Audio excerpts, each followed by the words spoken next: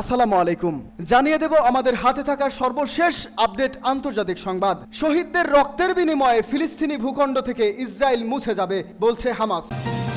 অন্যদিকে আল মাওসিতে মার্কিন 2000 পাউন্ড বোমা ও ইসরায়েলি অপরাধযোগ্য। আরো জানিয়ে দেব ফিলিস্তিনি জনগণ অচিরেই বিজয়ের মধুর স্বাদ আস্বাদন করবে বলছে আইআরজিসি। অন্যদিকে ইউক্রেনের বিদ্যুৎ কেন্দ্রে রাশিয়ার ড্রোন হামলা। সর্বশেষ জানিয়ে দেব বিশ্বে অর্থনৈতিক গতি আনতে এবং মার্কিন নিষেধাজ্ঞার ক্ষতি হ্রাসে নয়া হাতিয়ার। শুনছিলেন সংবাদ শিরোনাম, এখন বিস্তারিত। তবে তার আগে জানিয়ে দিন কে কোথা থেকে আমাদের ভিডিওটি দেখছেন এবং শুনছেন, এবং অবশ্যই জানিয়ে দিন আপনার মূল্যবান মতামত। ভালো লাগলে অবশ্যই আমাদের সঙ্গে থাকুন। শহীদদের রক্তের বিনিময়ে ফিলিস্তিনি ভূখণ্ড থেকে ইসরায়েল মুছে যাবে বলছে হামাস। ফিলিস্তিনের ইসলামী প্রতিরোধ আন্দোলন হামাস বলছে সংগঠনটির সাবেক পলিটি ব্যুরো প্রধান ইসমাইল হানিয়ার শাহাদাত ফিলিস্তিনি জনগণের প্রতিরোধকে আরো বেশি শক্তিশালী ও ইহুদিবাদী ইসরায়েলকে আরো বেশি ধ্বংসের কাছাকাছি নিয়ে যাবে। হামাসের নয়া পলিট ব্যুরো প্রধান ইয়াহিয়া সিনওয়ার মুসলিম বিশ্বের বিভিন্ন নেতার কাছে পাঠানো এক বার্তায় এই মন্তব্য করেন। ইসমাইল হানিয়ার শাহাদাতের পর এসব নেতা সিনওয়ার বার্তা পাঠিয়ে শোক ও সমবেদনা জানিয়েছেন। ইসমাইল হানিয়া ইরানের প্রেসিডেন্ট মাসুদ পেজেশকিয়ানের শপথ গ্রহণ অনুষ্ঠানে অংশগ্রহণ করতে এসে গত 31 জুলাই তেহরানে ইহুদিবাদী ইসরায়েলের গুপ্ত হত্যার শিকার হন। সিনওয়ার তার বার্তায় আরো বলেন, এই তাজা রক্ত ও শহীদদের বরকতময় কাফেলা নাৎসি ইহুদিবাদী ইসরায়েলের মোকাবেলায় আমরা দৃঢ়তা ও শক্তি বৃদ্ধি করবে এবং পরিণতিতে এই দখলদার শক্তি ফিলিস্তিনি ভূমি থেকে বিতাড়িত হবে এবং মুছে যাবে। হামাসের পলিট ব্যুরো প্রধান বলেন, সেই বিজয়ের মাধ্যমে আমরা জেরুজালেম আল কুদুসকে রাজধানী করে একটি স্বাধীন ও সার্বভৌম ফিলিস্তিন রাষ্ট্র প্রতিষ্ঠা করতে সক্ষম হব। তিনি বলেন, ইসমাইল হানিয়ার শাহাদাত প্রমাণ করেছে যে আমাদের নেতা ও যোদ্ধাদের রক্ত সাধারণ ফিলিস্তিনি জনগণের রক্তের চেয়ে মোটেও দামি নয়। সূত্র পার্স টুডে। আল মাওসিতে মার্কিন 2000 পাউন্ড বোমা ও ইসরায়েল অপরাধযোগ্য। একটি মানবাধিকার সংস্থার মতে ইহুদিবাদী কট্টর ইসরায়েল ফিলিস্তিনি উদ্বাস্তুদের টার্গেট করতে মার্কিন যুক্তরাষ্ট্রে তৈরি 2000 পাউন্ড ওজনের বোমা ব্যবহার করেছে। ইউরোপীয় ভূমধ্যসাগরীয় হিউম্যান রাইটস ওয়াচ ঘোষণা করেছে ইসরায়েল গাজা উপত্যকার দক্ষিণে খান ইউনিসে অবস্থিত আল মাওসি এলাকায় ফিলিস্তিনি উদ্বাস্তুদের তাঁবুকে লক্ষ্যবস্তু করে সেখানে মার্কিন যুক্তরাষ্ট্রে তৈরি 2000 পাউন্ড ওজনের বোমা ব্যবহার করেছে। মঙ্গলবার আল মাওসি এলাকায় ফিলিস্তিনি উদ্বাস্তুদের তাঁবুতে ইহুদিবাদী দখলদার সেনাদের হামলায় 60 জন শহীদ ও 40 জন আহত হয়েছেন। এই হামলার ব্যাপক তীব্রতার কারণে শহীদদের সংখ্যা বাড়তে পারে বলে জোর আশঙ্কা করা হচ্ছে। নিউ ইয়র্ক টাইমস এর আগে অস্ত্র বিশেষজ্ঞদের উদ্ধৃত দিয়ে বলেছিলেন যে খান ইউনুসের আল মাওসি এলাকার ইহুদিবাদী হানাদারদের আক্রমণে সম্ভবত আমেরিকান 2000 পাউন্ড ও বোমা ব্যবহার করা হয়েছে। এ অপরাধের বিরুদ্ধে ব্যাপক তীব্র ও নিন্দা প্রতিবাদ করেছে বিশ্বজুড়ে। তুরস্কের পররাষ্ট্র মন্ত্রণালয় খান ইউনুস শহরের তথাকথিত নিরাপদ অঞ্চলে বেসামরিক তাঁবুকে লক্ষ্য করে দখলদার সেনাদের হামলার এবং কয়েক ডজন ফিলিস্তিনিকে হত্যার তীব্র নিন্দা জানিয়েছে। জাতিসংঘের মুখপাত্র স্টিফেন জুডারেক মঙ্গলবার বলেছেন, জাতিসংঘের মহাসচিব গাজার বাসিন্দাদের অব্যাহত হত্যাকাণ্ডের উদ্বেগ প্রকাশ করে বলেছেন যে তিনি উপত্যকায় কোনো নিরাপদ স্থান নেই।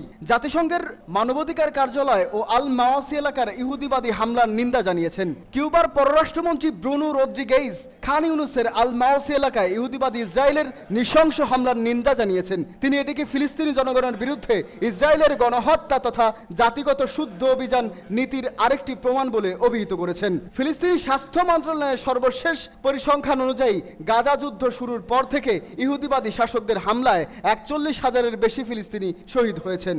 ফিলিস্তিনি জনগণ অচিরেই বিজয়ের মধুর স্বাদ আস্বাদন করবে। ইরানের ইসলামী বিপ্লব গার্ড বাহিনী বা আইআরজিসির commander in chief major general Hossein Salami বলেছেন, ফিলিস্তিনি জনগণ অচিরেই বিজয়ের মধুর স্বাদ আস্বাদন করবে এবং ইসরায়েল ও তার মিত্ররা তাদের অপরাধের ফল ভোগ করবে। তিনি গতকাল তেহরানে অনুষ্ঠিত এক সম্মেলনে দেয়া বক্তব্যে এ আশা ব্যক্ত করেন। জেনারেল সালামি বলেন, আজ আমরা গাজাবাসী ফিলিস্তিনিদের প্রতিরোধ দেখতে পাচ্ছি। এটা দৃশ্যত অত্যন্ত বেদনাদায়ক, কিন্তু শীঘ্রই এটি ফিলিস্তিনি জনগণের ধৈর্য রহস্য হিসেবে প্রমাণিত হবে। তারা অচিরেই বিজয়ের মধুর স্বাদ আস্বাদন করবে এবং ইসরায়েল তার অপরাধের ফল ভোগ করবে। তিনি বলেন, ইরান আজ একটি শক্তিশালী, নিরাপরাধ ও গর্বিত দেশ, যেটি জালিমের সঙ্গে মুখের ভাষা নয় বরং শক্তিমত্তার ভাষায় কথা বলে। আইআরজিসির প্রধান কমান্ডার বলেন, আমরা সকল শত্রুকে তাড়া করে শাস্তি দেব এবং তাদের বিরুদ্ধে প্রতিশোধ নিব। শত্রুকে তাড়া করে তাকে শাস্তি দেয়া একটা বাস্তবতা যার অভিজ্ঞতা আমরা বিগত 45 বছরে বহুবার অর্জন করেছি। তিনি বলেন, যখনই ইসলামের শক্তি শানিত হয়েছে এবং বৃদ্ধি পেয়েছে গিয়েছে তখনই কাফির মুশরিক ও মুনাফিকরা এর বিরুদ্ধে রুখে দাঁড়িয়েছে এবং জিহাদের ক্ষেত্র তৈরি হয়েছে। বর্তমান সময়টি তার ব্যতিক্রম নয়। জেনারেল সালামি বলেন, ইরান ও মুসলিম উম্মাহ টিকে থাকবে এবং ইসলামের শত্রুরা অপমানিত অবস্থায় মুসলিম ভূখণ্ড ত্যাগ করতে বাধ্য হবে। তেহরানের হামাস নেতা ইসমাইল হানিয়ার হত্যাকাণ্ডের প্রতিশোধ নিতে ইরান অচিরেই ইসরায়েলের উপর হামলা চালাবে বলে ব্যাপক জল্পনা কল্পনা চলছে।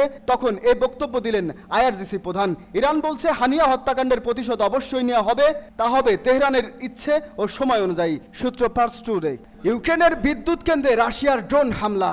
ইউক্রেনের একটি বিদ্যুৎ কেন্দ্রে রাশিয়ার ড্রোন হামলায় 14 জন কর্মী আহত হয়েছেন। এতে বিদ্যুৎ বিচ্ছিন্ন হয়ে পড়ে শহরটি। এ হামলায় উল্লেখযোগ্য ক্ষয়ক্ষতি হয়েছে বলে জানিয়েছে স্থানীয় কর্মকর্তা। বুধবার রাতে উত্তরাঞ্চলীয় কনটপ শহরের বিদ্যুৎ কেন্দ্রিত ড্রোন হামলা করে রাশিয়া। ব্রিটিশ বার্তা সংস্থা রয়টার্স এ খবর জানিয়েছে। শহরে বিদ্যুৎ পুনরুদ্ধারের কাজ করছে উদ্ধারকর্মীরা। যুদ্ধ শুরুর আগে কনটপে প্রায় 83,000 মানুষ বাস করত।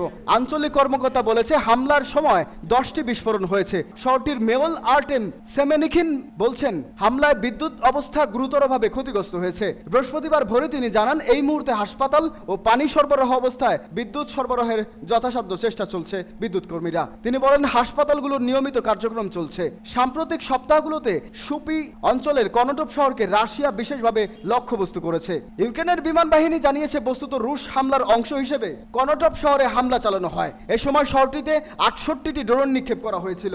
9টি ভিন্ন অঞ্চলে সেগুলো 44টি গুলি করে ভূপাতিত করা হয়েছে। 2022 সালের ফেব্রুয়ারিতে রাশিয়া ইউক্রেনে হামলা শুরু করার পর থেকে সেখানে এ ধরনের হামলা নিয়মিত হচ্ছে।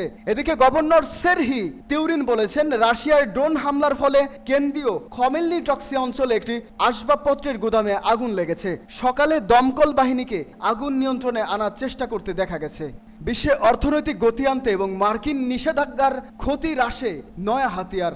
সাম্প্রতিক বছরগুলোতে দি ডলারাইজেশন বা ডলার বিকেন্দ্রীকরণের নীতি বিশ্বের অনেক দেশের এজেন্ডায় রাখা হয়েছে।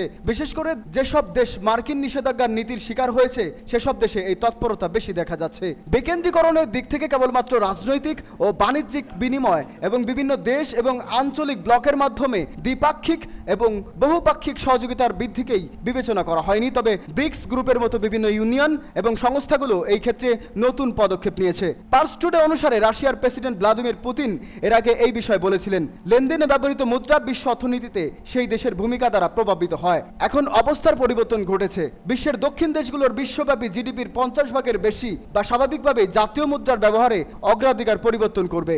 ইরান সেই দেশগুলোর মতো একটি যারা ডলারাইজেশন নীতিকে স্বাগত জানিয়েছে এবং এই বিষয়ে এটি এই বছরের শুরু থেকে ব্রিক্স এ যোগ দিয়েছেন। ইসলামী প্রজাতন্ত্র ইরানের কর্মকর্তারা সবসময় আমেরিকার নিষেধাজ্ঞার নীতির সমালোচনা করে আসছেন, কারণ ডলারকে ইরানের উপর রাজনৈতিক ও অর্থনৈতিক চাপ প্রয়োগ করার হাতিয়ার হিসেবে ব্যবহার করে আসছে ওয়াশিংটন। মার্কিন নিষেধাজ্ঞার কার্যকারিতা কমাতে এবং অন্যান্য মুদ্রা থেকে অর্থনীতির জন্য একটি কার্যকরী উপায় তৈরি করার জন্য একটি গুরুত্বপূর্ণ সমাধান হিসেবে বিবেচনা করা হয়েছে।